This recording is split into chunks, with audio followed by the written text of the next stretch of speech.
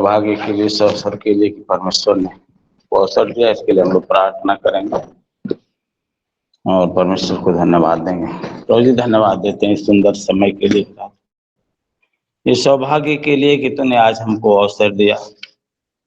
मैं कोटि कोटि धन्यवाद देता हूँ। लेकिन हे प्रभु, आज मेरी सुधि ले, मेरे जीवन से बातचीत कर प्रभु जी। मैं उस लायक नहीं कि हम तुझसे बातचीत करूं, लेकिन आज मुझे उस लायक बना। मेरे होठों को छू, मेरे दिल दिमाग मेरे माइंड को छू प्रभु जी, की अच्छी तरह से मैं तेरे समाचार, तेरे वचन को मैं लोगों के बीच में शेयर कर सकूं। प्रभु आज तरस का और मेरे पापी पर दया कर और मेरी सुधि ले। मेरी नहीं लेकिन तेरी इच्छा पूरी हो प्रभु जी, तेरी इच्छा पूरी हो। जो तू चाहता है वही कर, जो हम चाहते हैं नहीं, लेकिन जो तू चाहता है वो कर और अद्भुत काम कर प्रभु जी। दया कर इस ब्लेसिंग के लिए, आशीष देने के लिए हम कोटि कोटि धन्यवाद धन्यवाद देते हैं। धन्यवाद के साथ विश्वास से प्रार्थना इस मसीह नासरी के सामर्थ्य नाम से मांगते हैं, सुन और दया से करो, आमीन। ठीक है, हम परमेश्वर को धन्यवाद देंगे। हम लोग देखेंगे इस सुंदर वचन को हम लोग सीखेंगे कि कौन सी चीज हमें साहस देती है और हमारे जीवन में बेहतर बनाती है। हम इस बात को प्रियो हम समझ नहीं पाते। हम हमेशा जब भी समस्या में आते हैं, बीमारी में आते हैं, तो हम घबरा जाते हैं कि हम प्रभु के साथ रहते हुए भी क्या हो रहा है। हम परीक्षाओं में कैसे पढ़ जाते हैं, लेकिन बाइबल कहती है कि हमें परीक्षाओं में आनंद लेना है, आनंदित रहना है। लेकिन इस बात को हम भूल जाते हैं, प्रभु के वचन को हम भूल जाते हैं और हम आनंदित नहीं, हम दुखित हो जाते हैं प्रिय। लेकिन हमको दुखित नहीं रहना है, हमको आनंदित रहना है। पौलुस भी कहते हैं कि सदा आनंदित रहो, सदा आनंदित रहो, चाहे दुख हो, चाहे बीमारी हो, चाहे समस्या हो, चाहे मेरे पास कर्ज हो, चाहे कोई भी समस्या हो, लेकिन हमको आनंदित रहने की जरूरत है। ऐसी बात नहीं है कि सभी लोगों के पास कुछ न कुछ बीमारियां हो, कुछ लोगों के पास कुछ न कुछ समस्या होगी, लेकिन प्रियो कर्ज होगा, लेकिन आप चाहते हैं कि मेरा कर्ज दूर हो जाए, मेरी बीमारियां चली जाए, मेरी समस्या दूर, हमारा टेंशन दूर हो जाए।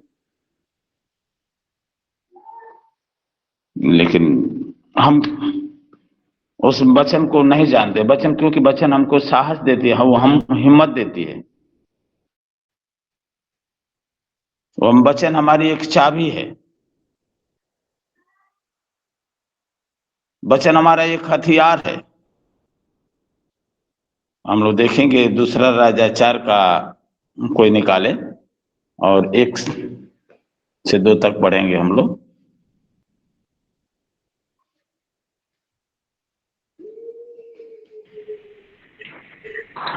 भविष्यद्वक्ताओं के चेलों की पत्नियों में से एक स्त्री ने एलीशा की दुहाई देकर कहा, तेरा दास मेरा पति मर गया और तू जानता है कि वह यहोवा का भय मानने वाला था, पर जिसका वह कर्जदार था वह आया है कि मेरे दोनों पुत्रों को अपने दास बनाने के लिए ले जाए। एलीशा ने उससे पूछा, मैं तेरे लिए क्या करूं? मुझे बता कि तेरे घर में क्या है। उसने कहा, तेरी दासी के घर में एक हांडी तेल को छोड़ और कुछ नहीं है। हालेलुया। हालेलुया। प्रियो, जब भी हम समस्या में पड़ते हैं, वो विधवा का कर्ज था। हम लोग इस पे प्रार्थना करेंगे 1 मिनट। प्रभु जी धन्यवाद देते हैं इस सुंदर वचन के लिए प्रभु, कि आज सचमुच में तू बातचीत कर, बातचीत कर परमेश्वर जो उस विधवा से और एलिसा से बातचीत किया। आज हम लोगों से एक एक भाई बहन लोग जीसस जितने लोग जुड़े हैं सबसे बातचीत कर, सबके आत्मिक आंखें खोल, आत्मिक कान खोल कि तेरी आवाज को लोग सुनने वाले बन जा प्रभु जी। आज दया कर परमेश्वर, मेरी नहीं लेकिन तेरी इच्छा पूरी हो। आज सबको इस्तेमाल कर इस वचन से और सबसे बातचीत करके सभी लोग जितने हमारे भाई बहन जुड़े हैं सभी लोग आशीषित हो जाए और हर एक के जीवन से गवाही होने दें। मेरी नहीं तेरी इच्छा पर। ब्लेसिंग के लिए, आशीष देने के लिए धन्यवाद। प्रार्थना यीशु मसीह के नाम से मांगते हैं, आमीन। प्रिय, आज देखेंगे कि विधवा का कर्ज था और साहूकार दोनों बेटे को दास बनाने के लिए आया और वहां वहां वचन कहते भविष्यवक्ताओं के चेलों की पत्नियों में से एक स्त्री ने जो एलिसा की दुहाई देकर कह रहा था कि तेरा दास,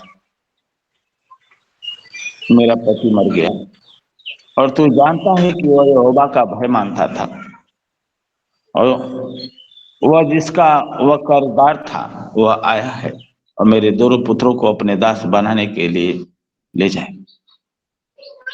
वो दुहाई दे रहा है, एलिसा को दुहाई दे रही है विधवा। साहूकार दोनों बेटों को दास बनाने के लिए, जहां पर एलिसा पूछता है कि आपके पास क्या है, आपके पास क्या है।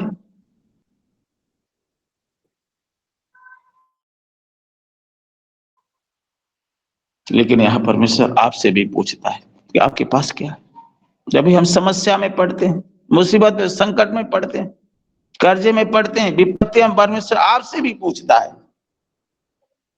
आपके पास क्या है। जब बीमार होते हैं तो प्रभु आपसे पूछता है कि आपके पास क्या है। आप परीक्षा में पढ़ते हैं तो प्रभु आपसे पूछता है कि आपके पास क्या है।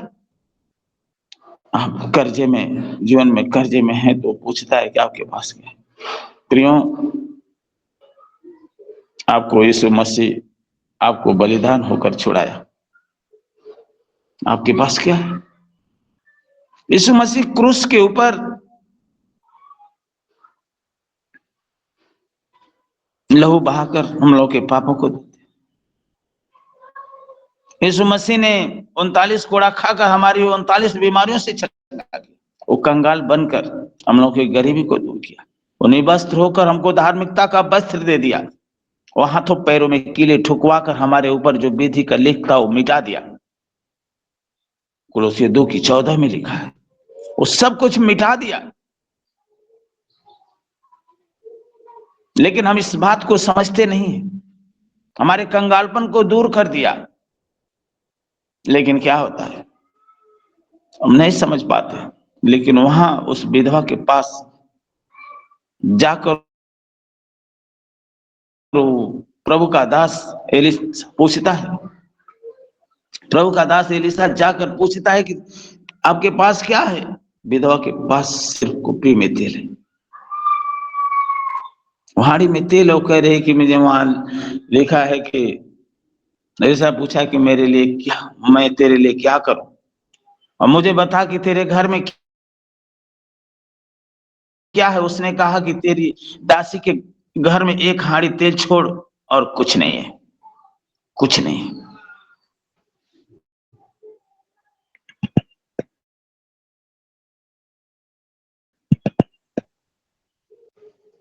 प्रियो, आज प्रभु आपसे पूछ रहा है आपके पास क्या है। आपके पास परमेश्वर की वचन है, आपके पास वो चाबी है।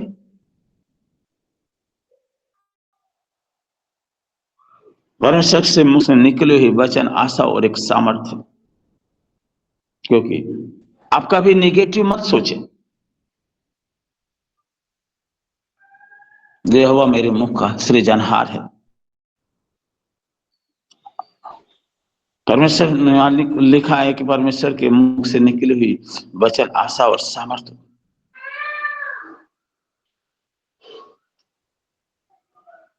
मेरे पास परमेश्वर की वचन है प्रियो। भजन संगीता 23:1 में लिखा है कि परमेश्वर मेरा चरवाहा है, मुझे कुछ घटी नहीं होगी। वो पावर है और सामर्थ्य है। आप मुंह से बोलें, आप मुंह से बोलें, आप मुंह से कहें, परमेश्वर की वचन है आपके अंदर। परमेश्वर आपको कुछ घटी नहीं होगी। वहां यिर्मयाह 29:11 में की जो योजनाएं तेरे लिए है, इसको पढ़े थोड़ा सा आप लोग। यिर्मयाह 29:11 पढ़े।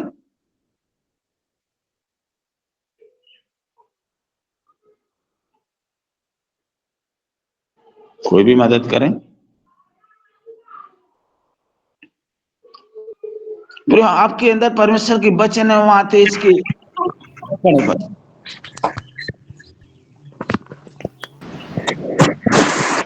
क्योंकि यहोवा की यह वाणी है कि जो कल्पनाएं मैं तुम्हारे विषय करता हूँ उन्हें मैं जानता हूँ, वे हानि की नहीं वरन कुशल ही की है, और अंत में तुम्हारी आशा पूरी करूंगा। आमीन।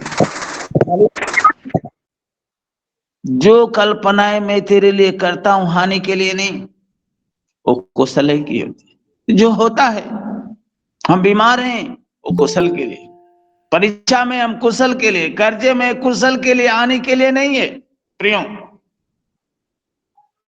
विपत्ति में पड़ते हैं वो कुशल के लिए। जो कल्पनाएं परमेश्वर मेरे साथ करता है वो हानि के लिए नहीं करता है, कुशल के लिए करता है। हमसे प्यार करता है, हमको सिखाता है, हमको बताता है। प्रियो, आज हमको घबराने की जरूरत नहीं।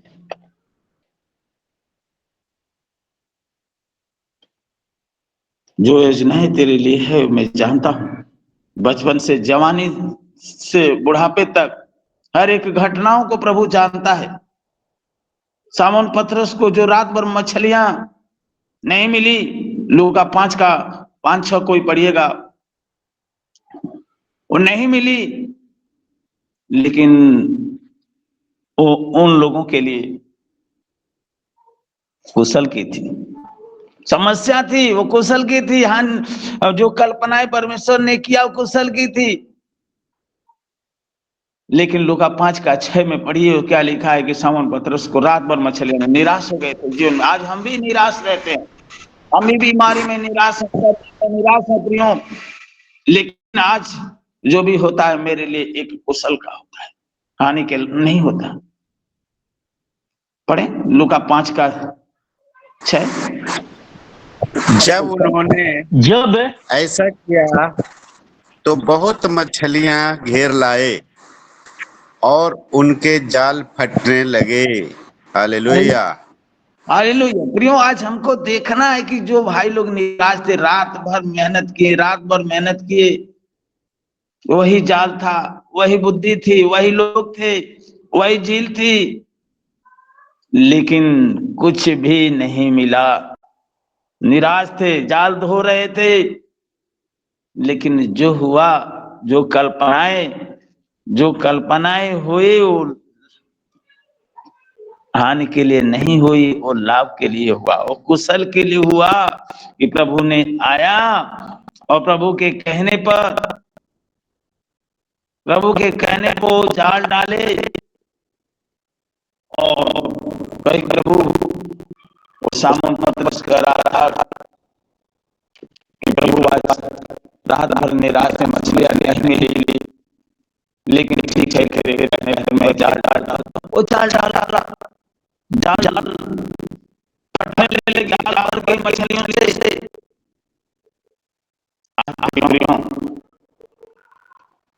हमको भी आज उस प्रभु के वचन को तो सुनना है, प्रभु की आवाज को सुनना है। प्रभु की आवाज को लोग सुने और वहां जाल को डाले।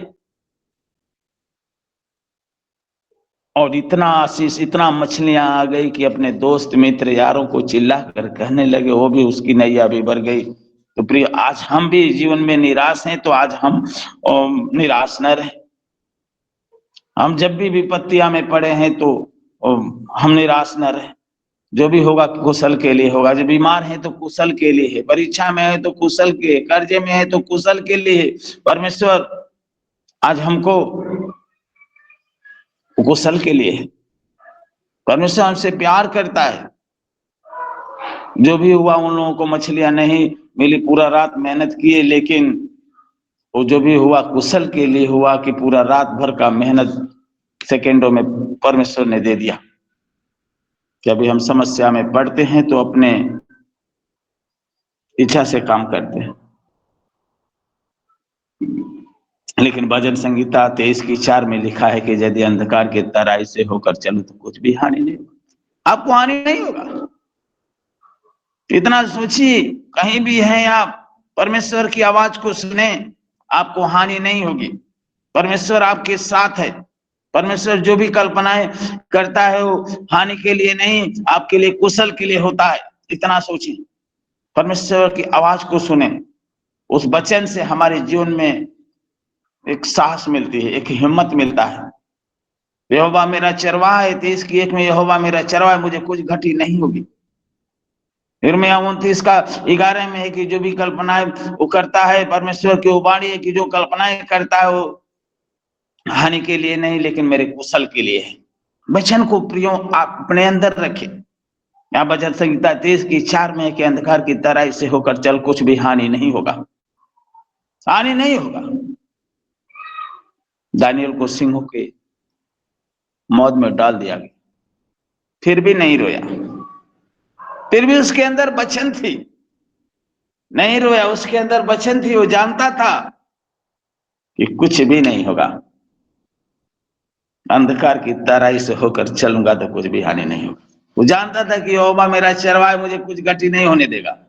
वो जानता कि जो कल्पनाएं मेरे लिए किया है वो हानि के लिए नहीं हो, कुशल के लिए है। तो प्रियो, आज हमारे वो अंदर वचन जीवित होना चाहिए, क्योंकि वही एक वचन है कि हमको साहस देती है, हमको हिम्मत देती है, हमको संतावना देती है। जब भी हम परीक्षा में पढ़ते हैं, कर्जे में पढ़ते हैं, विपत्ति में पढ़ते हैं, बीमार होते हैं, उस समय परमेश्वर हमको हिम्मत देता है। फिर वो उस वचन को अपने अंदर में रखे रहिए। दानियल क्या सिंहों के मौत में डाला गया तो क्या फिर रोया? आराधना करता रहा, परमेश्वर ने उसे बचा लिया, परमेश्वर ने उसे बचा लिया।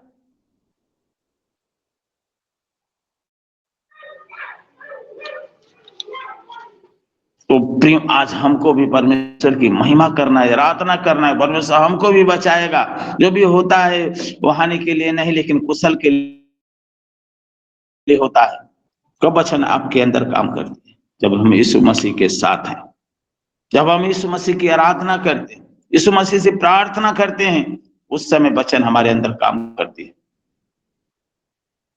यीशु मसीह हमारे दिल में है, हम नम्र और दीन हैं, फास्टिंग भी रहते हैं तो आज दीनता हमारे अंदर नहीं आ पाती, लेकिन यीशु मसीह अपने आप को जो स्वर्ग में जाने के लिए आज हम भी स्वर्ग की तैयारियां कर रहे हैं। आज भी हम स्वर्ग की तैयारियां हैं कि हम भी सभी लोग एक आशा में लगे हुए हैं कि प्रभु आएगा तो हमको लेकर जाएगा। यीशु मसीह जब क्रूस पर चढ़कर कहे कि हे पिता इन्हें क्षमा कर, कोई कहने वाला था आप कर सकते हैं? आपको क्रूस पर चढ़ाया जाएगा तो आप कहेंगे कि इन्हें क्षमा कर? आपके अंदर बुरी बुरी सोच, बुरी बुरी आवाज आएगी। लेकिन प्रभु चाहता था मैं अपने पिता के साथ जाऊं, वहां तो नफरत लेकर न जाऊं प्रियो, एक पवित्रता के साथ जाऊं। 33.5 साल सेवकाई के बाद कोई भी नफरत नहीं हुआ, कोई विरोध नहीं हुआ, यीशु मसीह के अंदर कोई पाप नहीं हुआ। आज हम अपने आप को सोचे कि कोई 10 साल, कोई 20 साल, कोई 30 साल से सेवकाई कर रहा है, आज उस नफरत को लेकर हमको भी नहीं जाना है। आज एक दूसरे के लिए हमको भी क्षमा करने की जरूरत है।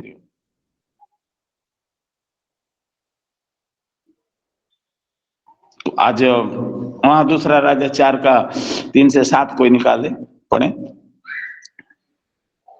तो प्रियो, 3 से 7 उसी में का पढ़े।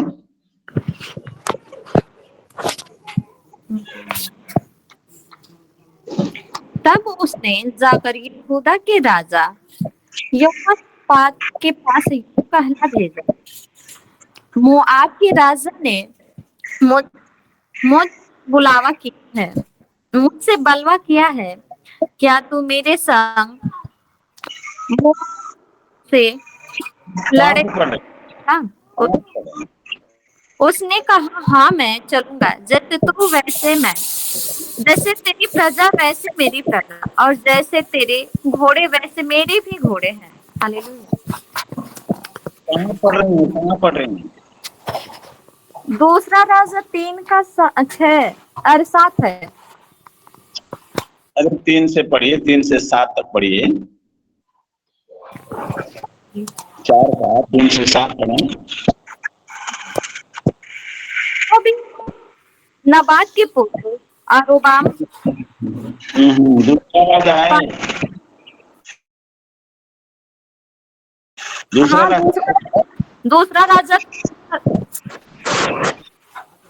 दूसरा राजा नहीं है ना। दूसरा राजा 3 से उसने कहा कि तुम बाहर जाकर अपने पड़ोसियों से 40 बर्तन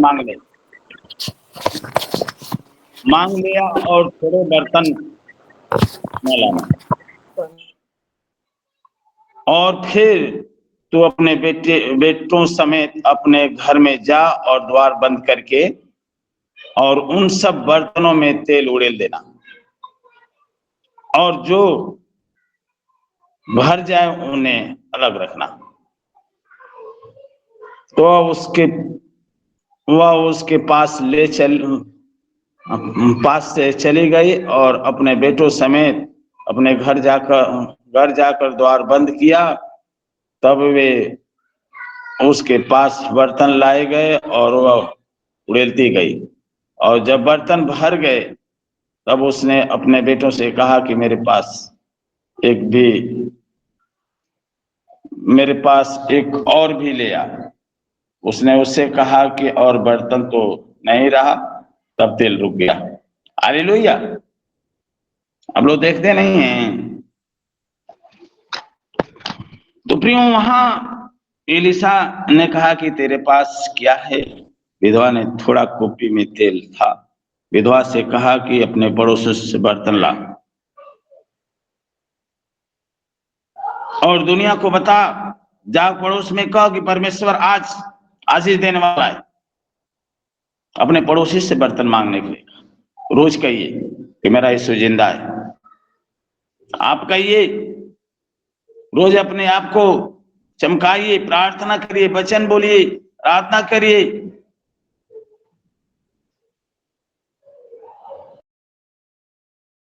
आप डेली परमेश्वर के वचन को अपने अंदर जीवित रखें। प्रियो, आप लोगों के बीच में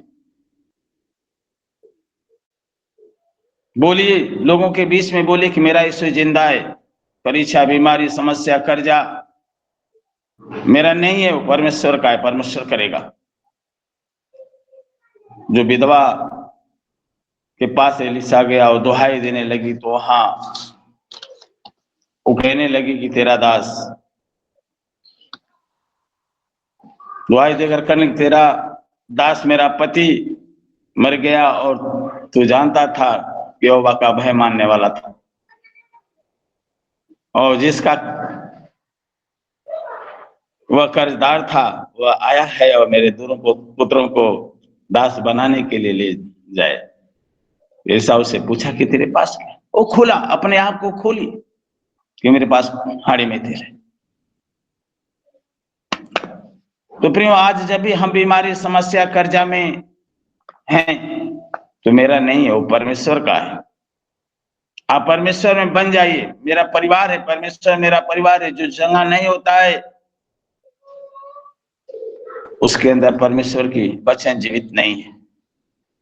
वचन जीवित हो तो यीशु मसीह, आप कहिए, आप वचन जीवित है तो आप कहिए कि यीशु मसीह बीमार है तो कहिए कि 39 कोड़ा खाकर बीमारों को चंगा किया तो आज हमको भी चंगा करेगा। यीशु मसीह कंगाल बनकर हमारे कर्जे को दूर किया, गरीबी को दूर किया, तो आज हमारे कर्जे बढ़ जाएगा यीशु मसीह के नाम में। प्रियो, आज वो वचन हमारे अंदर एक साहस देती है, हमारे जीवन को एक बेहतर बनाती है, लेकिन हम इस बात को समझते नहीं। आपका शक चंगा किया तो आपका खुदा बन,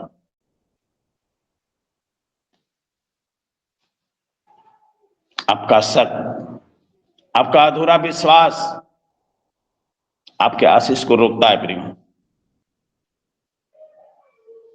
आज हमारे अंदर शक नहीं है, बस वचन कहते कि तू राई के दाने पर विश्वास कर और पहाड़ को कह दे कि टल जा तो टल जाएगा। आपके अंदर जो पहाड़ बना हुए, कर्जा पहाड़ है, आपकी बीमारियां पहाड़ बनी है आपके ऊपर,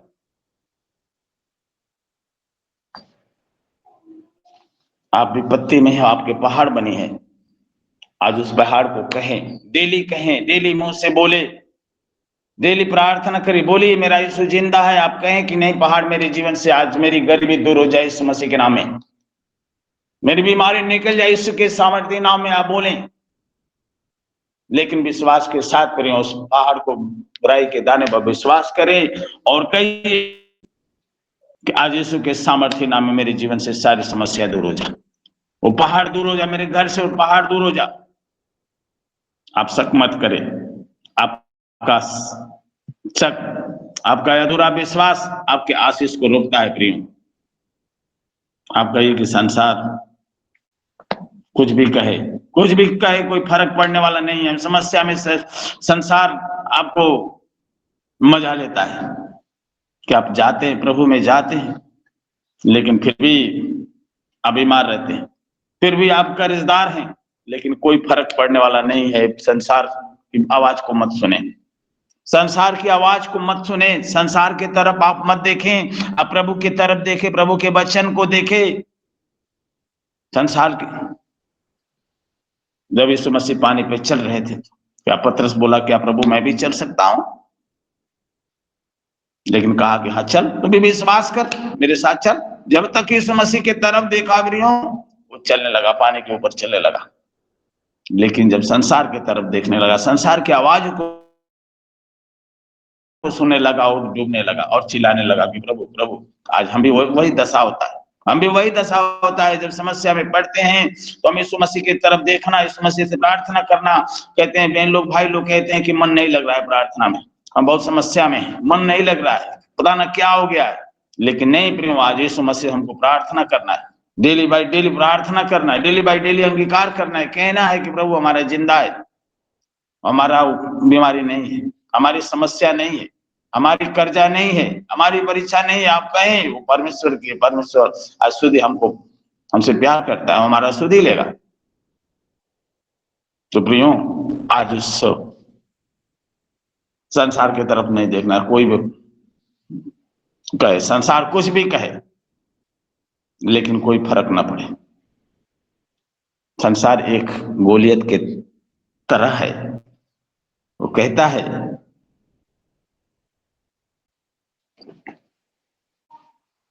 गोलियत के तरह है संसार।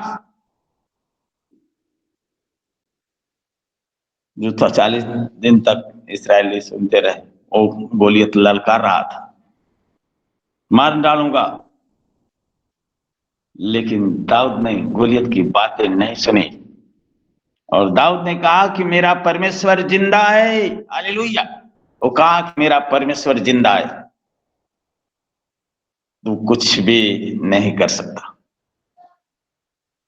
प्रियो, आज वो दाऊद जैसा हमको भी बनना है, दाऊद जैसा हमको भी बनना है। प्रियो, आज जो संसार के तरफ हमको नहीं देखना है, गोलियत के तरफ नहीं सुनना है, गोलियत की आवाज को, या दाऊद गोलियत की बातों को नहीं सुना। इस्राएली लोग सुनते रहे, लेकिन वो नहीं सुना और कहा कि नहीं, दाऊद ने कहा कि मेरा परमेश्वर जिंदा है, तुम कुछ भी नहीं कर सकते। आप दाऊद जैसे विश्वास की एक चट्टान को लेकर आप खड़े हो जाइए। दाऊद जैसे विश्वास की एक चट्टान को लेकर आप खड़े हो जाइए। बीमारी आपके सामने से निकल जाएगी, टिक नहीं सकती। समस्या आपके सामने से टिक नहीं सकती, मुश्किलें आपके सामने से टिकेगी नहीं, दूर हो जाएगी। फिर अपने आप वचन अंदर लाइए, परमेश्वर की आवाज को सुनिए, बोलिए यहोवा मेरा चरवाही, कोई गति नहीं होगी। आप बोलिए कि जो कल्पनाएं मेरे लिए होता है, जो हम समस्या में है, बीमारी में है, जो भी है वो हानि के लिए नहीं है, परीक्षा में हानि के लिए, कर्ज में है हानि के लिए नहीं है, आज मेरे लिए कुशल की होगी। बोलने की जरूरत, आप बोले, मुंह से बोलिए कि यहोवा मेरा मुंह का सृजनहार है।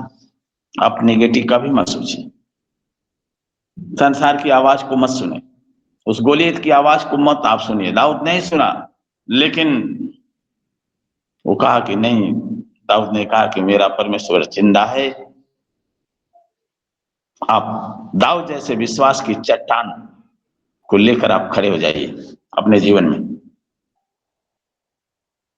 समस्या में शैतान मेरे गर्भ से नहीं छोड़ा, हमारे जीवन से नशाखोरी नहीं जा रही है, बहुत दिन से विश्वास करते हैं, लेकिन आप कहिए उन नशाखोरी की आत्मा मेरे जीवन से दूर हो जाएगी।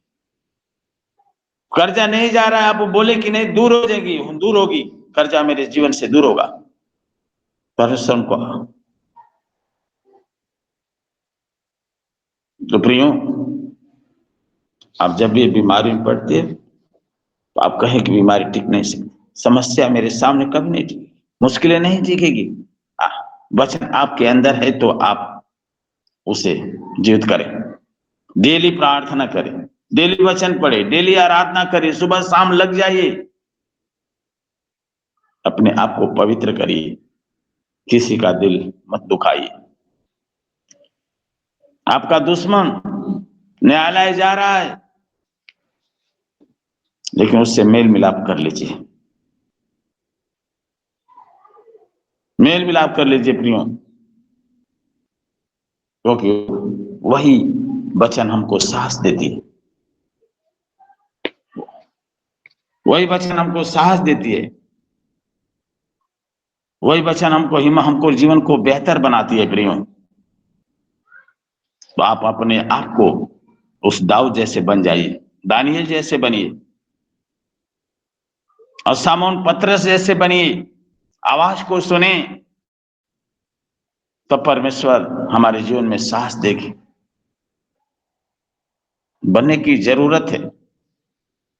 जब भी हम लोग इंटरजेस्टर्स में डेली सुनते हैं, जो जुड़े रहते हैं, लेकिन वचन यदि हमारे जीवन में, जो भी हमारे भाई लोग बहन लोग प्रचार करते हैं, डेली बाय डेली उस वचन को दिन भर आप लिए रहिए, दिन भर लिए रहिए। सुबह जुड़ते हैं, एक आनंद हमारे अंदर, एक हिम्मत होता है, एक साहस मिलती है, हमारे जीवन को डेली बाय डेली ताजा बनाती है, बेहतर बनाती है, और पूरा दिन हमारा अच्छा होता है।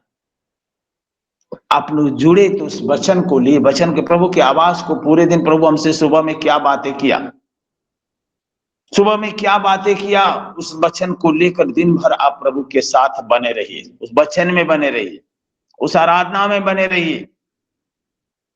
वही आपके जीवन में वो वचन साहस देगी, आपके जीवन को बेहतर बनाएगी प्रियो, आपके वो कर्जे को दूर करेगी, आपकी बीमारी समस्याओं को दूर करेगी, आपके अंदर से वो नशाखोरी खत्म करेगी।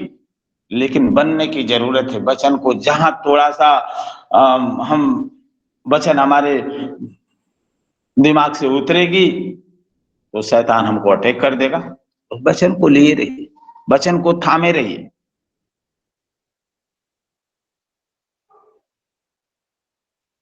तो प्रियो, जब वो विधवा के जीवन केवल कुपी भर तेल था, उसके हाड़ी में कुछ नहीं था, वो बाहर जाकर अपन पड़ोसियों से खाली बर्तन मांग लाई, और प्रभु का दास कहा कि थोड़े बर्तन न लाना। फिर अपने बेटों समेत वो जाकर द्वार बंद करके उड़ेलना शुरू किया, वो आशीष हो गई। परमेश्वर की आवाज को सुनी, परमेश्वर की दास की आवाज को सुनी। आज परमेश्वर को कोई देख नहीं सकता, लेकिन परमेश्वर की आवाज को आप सुने, परमेश्वर के कहना को माने, आप भी वो काम करें। आपके अंदर जो भी है उसके लिए प्रार्थना करिए घर में, प्रभु बहुत आशीष देगा। जो भी आपके घर में परमेश्वर के सामने कहिए कि प्रभु मेरे पास यही है। मेरे पास जब वो एलिशा पूछा कि मैं तेरे लिए क्या करूं, मुझे बता तेरे घर में क्या है। पूछा, प्रभु आपसे डेली पूछता है कि तेरे घर में क्या है, मैं तेरे लिए क्या करूं। लेकिन खोलकर मांगने की जरूरत है प्रिय। डेली आप घर में जाइए, प्रार्थना करने की जरूरत है कि प्रभु मेरे पास यही है और मेरी ये जरूरत है, पूरा कर। आज हमको भी आज प्रार्थना करने की जरूरत है। आज हमको भी बाहर जाकर लोगों से उस कहने की जरूरत है, सुसमाचार सुनाने की जरूरत है। पड़ोस में आप वो बातें करिए कि हमारा परमेश्वर जिंदा है, हमारे परमेश्वर हमारे कर्जे को दूर करेगा, वहां हमारे परमेश्वर बीमारी समस्याओं को दूर करेगा। लोगों के बीच में बहुत बहन लोग बैठ जाती हैं, भाई लोग बैठ जाते हैं, तो कहते हैं भैया हमारी बीमारी नहीं जा रही। नहीं कहना है, कहिए कि हमारा परमेश्वर जिंदा है, हमारा परमेश्वर वो काम करेगा।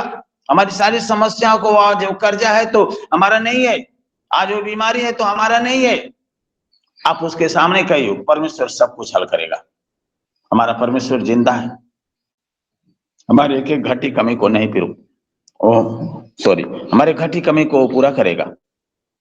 जो कल्पनाएं मेरे लिए किया है वो हानि के लिए नहीं है, वो कुशल के लिए है।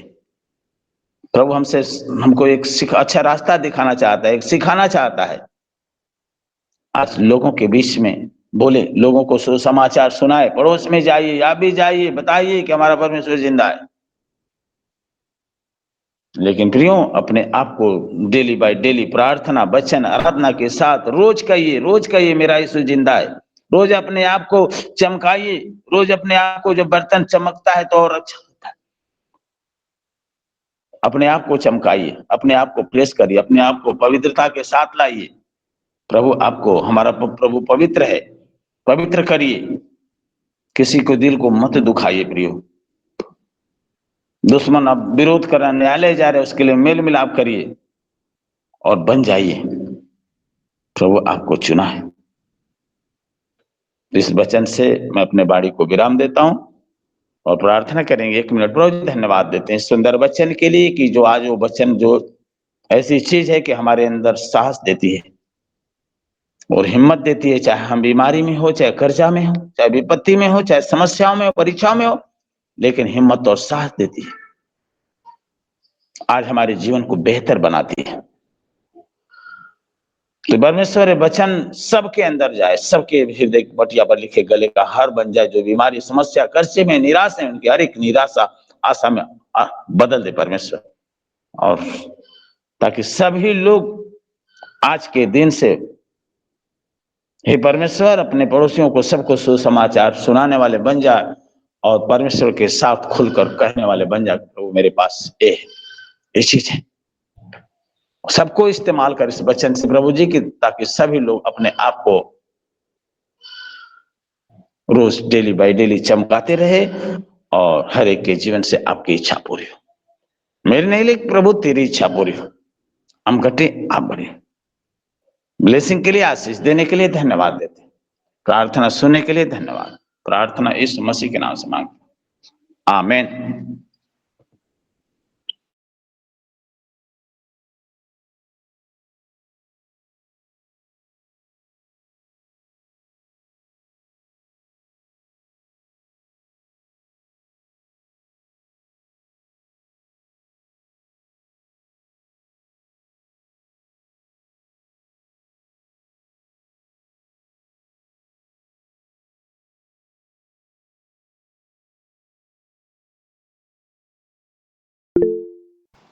जी मैम, सभी को जिम्मे से धन्यवाद देते प्रार्थना के लिए विश्वनाथ प्रसाद सर को, और सुंदर सा भजन के लिए जिन्होंने भी भजन गाया उनको धन्यवाद देते हैं।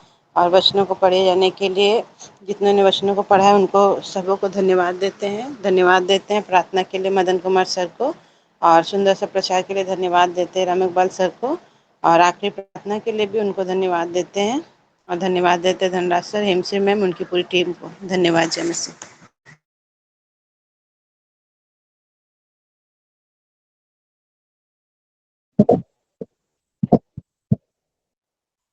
ठीक है, अब हमारे परमेश्वर का प्रेम, प्रभु यीशु मसीह का अनुग्रह पवित्र आत्मा की संगति सहभागिता हर एक के साथ, इस लुकिंग जीसस एवरीडे के साथ, देश के तमाम विश्वासियों के साथ, इस्राएल के 12 गोत्रों के साथ, अब से लेकर प्रभु की द्वितीय आगमन तक, युगानुग तक बने रहे। आमीन। आमीन आमीन। सबको जय मसीह।